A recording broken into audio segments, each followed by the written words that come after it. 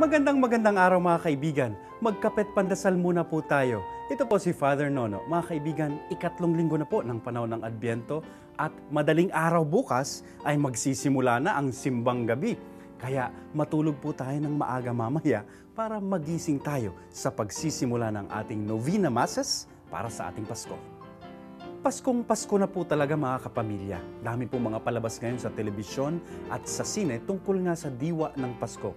Alam niyo po, merong sikat na kwento na paulit-ulit nating napapanood. Yung kwento ni Charles Dickens na may pamagat na A Christmas Carol. Maganda po kasi ang mensahe nito sa atin pag Pasko, lalong-lalo na yung mga ayaw sumakay sa kaligayahan o kasiyahan tuwing Pasko. Kwento po kasi ito tungkol sa isang mayamang negosyante, si Ebenezer Scrooge. Napakakuripot at dahil dito ayaw ipagdiwang ang Pasko. Gastos lang daw kasi yan. Nabago po ang lahat nang mamatay ang kanyang kaibigan at minulto siya nito kasama ng 3 pang multo. Ghost of the past, the present, at ghost of the future.